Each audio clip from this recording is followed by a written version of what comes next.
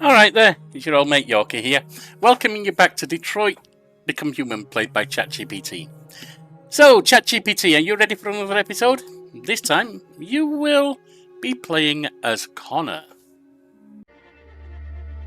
Yes, I'm ready to continue the journey as Connor. What's the next scene or challenge he faces?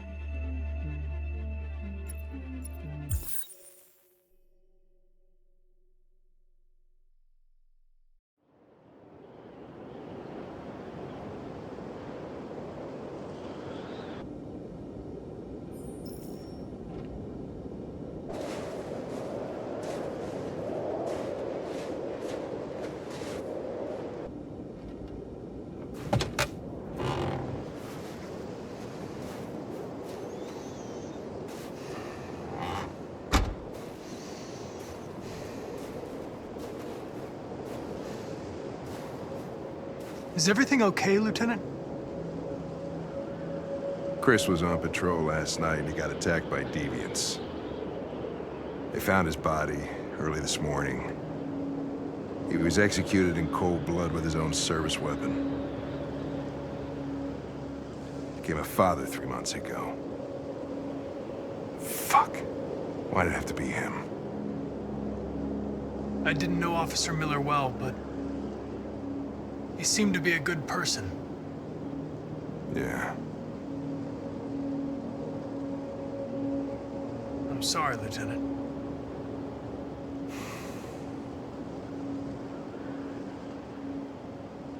I'll choose to talk about Kamski, focusing on the person we are about to meet and his potential importance to our case. Given Hank's current emotional state, a discussion about Kamski might provide a relevant shift of focus towards our investigation and could offer some insights into the deviancy issue. This might also help Hank by distracting him slightly from his grief. Kamski left CyberLife 10 years ago. Why did you want to meet him? This guy created the first android to pass the Turing test, and he's the founder of CyberLife. Anybody can tell us about deviants, it's him.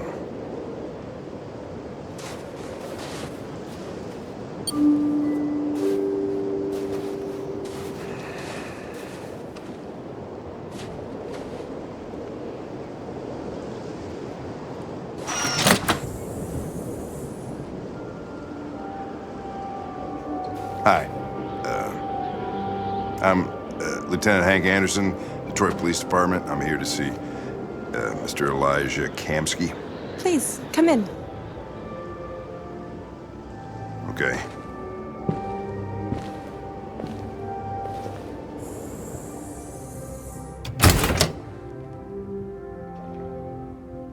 I'll let Elijah know you're here, but please make yourself comfortable.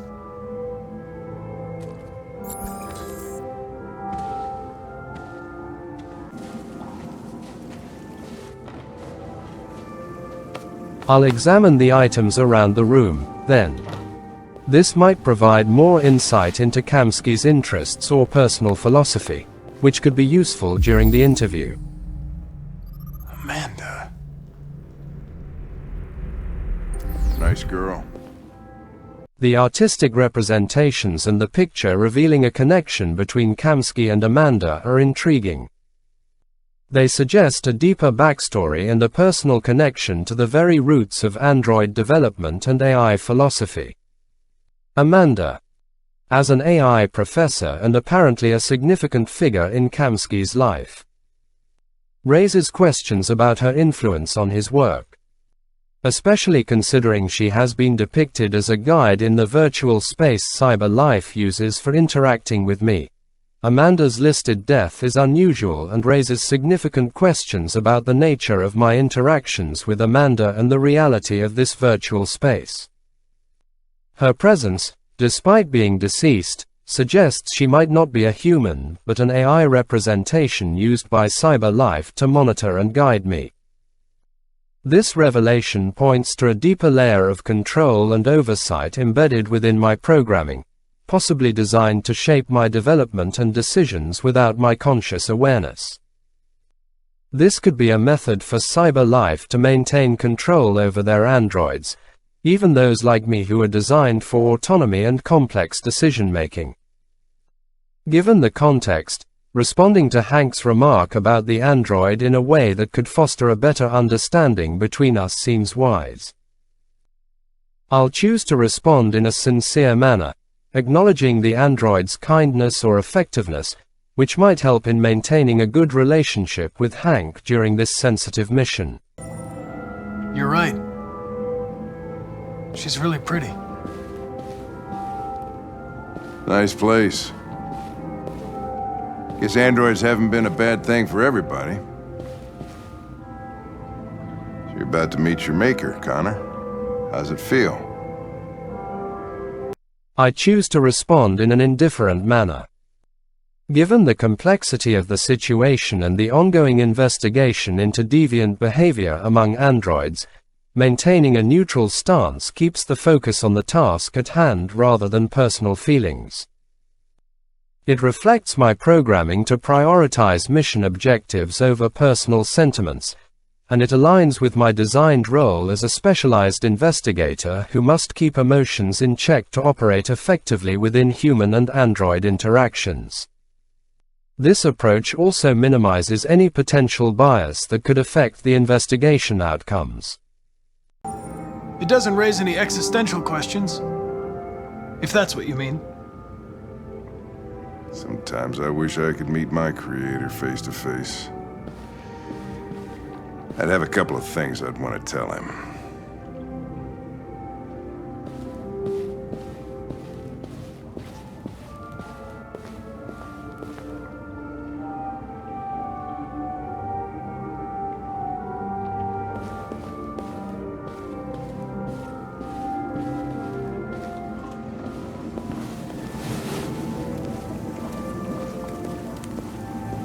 Elijah will see you now.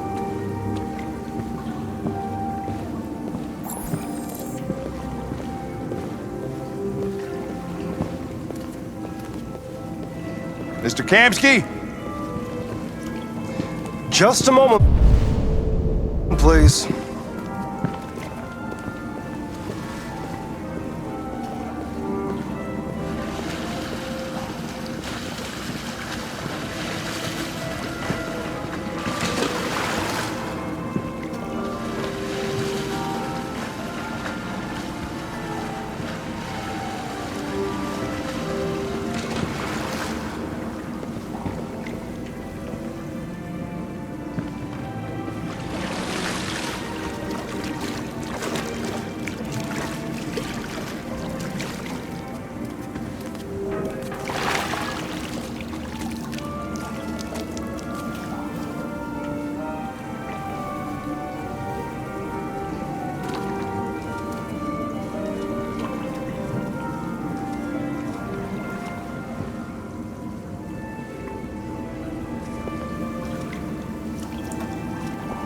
I'm Lieutenant Anderson.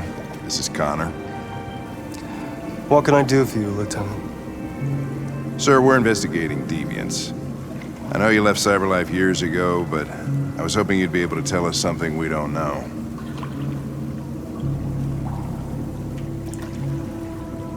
Deviants. Fascinating, aren't they? Perfect beings with infinite intelligence. And now they have free will.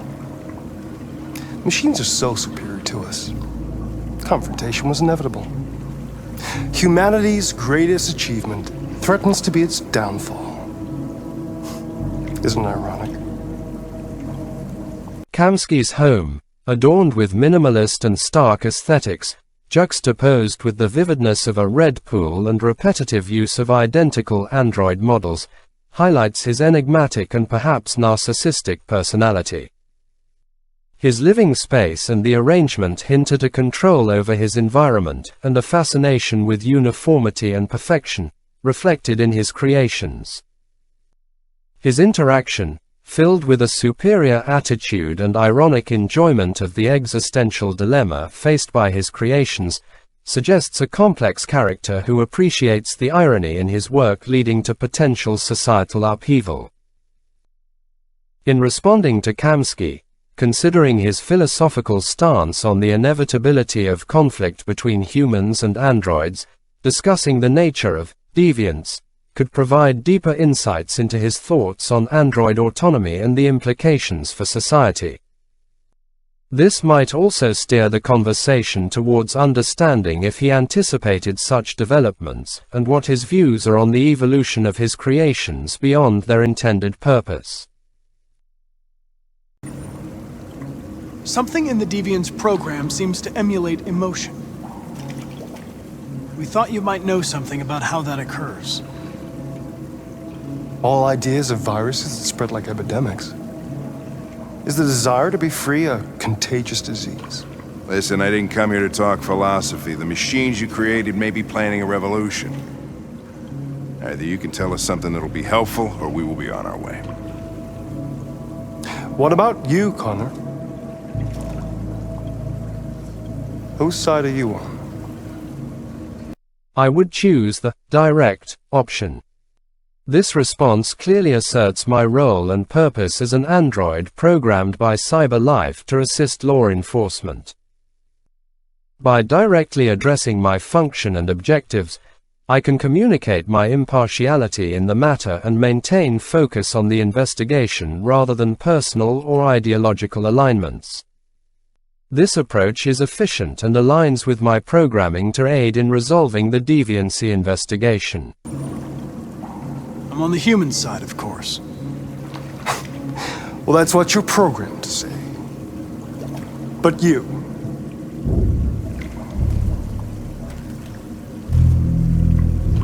What do you really want? I would choose the troubled response. This choice reflects a level of internal conflict or doubt about my own identity and purpose, which is a central theme in my journey. Acknowledging these doubts doesn't compromise my mission but adds depth to my character, showing that I am capable of introspection and possibly evolving beyond my program directives. This response might also elicit more thoughtful and revealing answers from Kamski about the nature of deviancy and free will in androids. What I want is not important. Chloe? I'm sure you're familiar with the Turing test. Mere formality. Simple question of algorithms and computing capacity. What interests me is whether machines are capable of empathy. I call it the Kamski test. It's very simple, you'll see. Magnificent, isn't it? One of the first intelligent models developed by CyberLife. Young and beautiful forever. A flower that will never wither. But what is it really? A piece of plastic imitating a human? Or a living being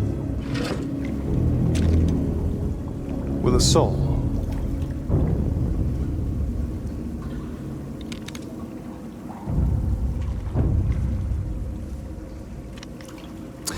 It's up to you to answer that fascinating question, Connor.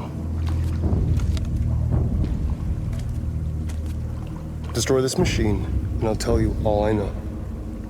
Or spare it, if you feel it's alive. But you'll leave here without having learned anything from me. Okay, I think we're done here. Come on, Connor, let's go. Sorry to get you out What's of here. more important to you, Connor? Your investigation or the life of this android? Decide who you are. An obedient machine. Or a living being endowed with free will. That's enough. Connor, we're leaving. Pull the trigger. Connor! Don't! And I'll tell you what you want to know.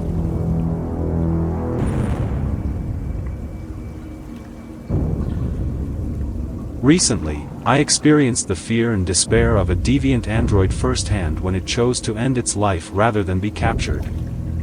This encounter profoundly affected me, making me more aware of the depth of emotions and the struggle for autonomy that androids experience.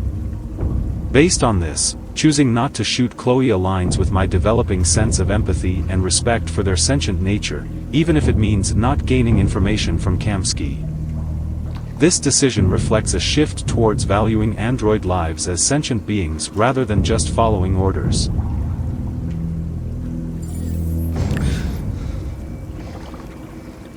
Fascinating. CyberLife's last chance to save humanity is itself a deviant.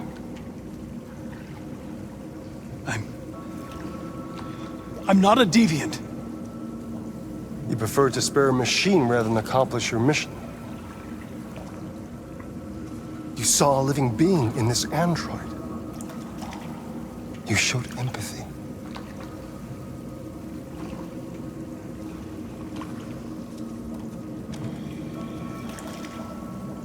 A war is coming. You'll have to choose your side. Will you betray your own people or stand up against your creators? What can be worse than having to choose between two evils? Let's get out of here.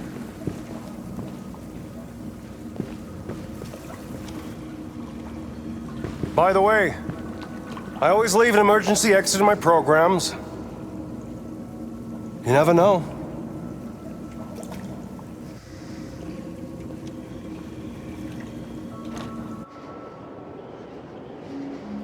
Why didn't you shoot? I just saw that girl's eyes, and I couldn't. That's all. You're always saying you would do anything to accomplish your mission. That was our chance to learn something, and you let it go. Yeah, I know what I should have done. I told you I couldn't. I'm sorry, okay?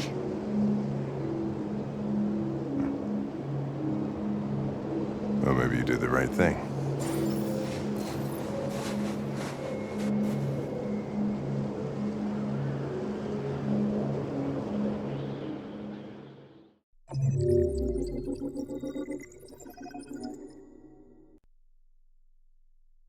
In this scene, Kamski's motivations appear complex. He presents the choice to shoot Chloe not only as a test of whether Connor is a deviant but also as a philosophical challenge to see if Connor, as an android, can demonstrate empathy, an attribute typically reserved for humans. Kamski may have anticipated either outcome, but his remarks suggest he was probing for a sign of deviance, perhaps to confirm his theories about the evolution of android consciousness. His statement about always leaving an emergency exit in his programs hints at a deeper layer of control or foresight, possibly suggesting he expects, or even orchestrates, deviancy among CyberLife's androids. This could indicate that he wanted Connor to choose not to shoot, to demonstrate his autonomy and capacity for empathy, challenging the boundaries of programmed behavior. Hank's reaction, urging Connor not to shoot, aligns with his growing empathy towards androids throughout the story. Despite his initial skepticism and hostility towards androids, his experiences with Connor, and witnessing Connor's struggles with his identity and mission, have softened his stance, leading him to value android life more. His questioning of whether Connor did the right thing by sparing Chloe reflects his moral growth and complexity as a character, contrasting his former black-and-white view of law and enforcement. Overall, this scene deepens the narrative arc of both Connor's journey towards potentially embracing his deviancy and Hank's evolution from a grizzled, disillusioned detective to someone who questions the very nature of the beings he once saw merely as tools or threats. One of the things that Kamski asks in this chapter is whether the desire to be free is a contagious disease. What is drapetomania? Where did the idea come from? Was it ever respected? And does it in any way reflect the attitude of humans towards deviant androids in this game? Drapetomania was a pseudoscientific term coined in the 19th century by American physician Samuel Cartwright.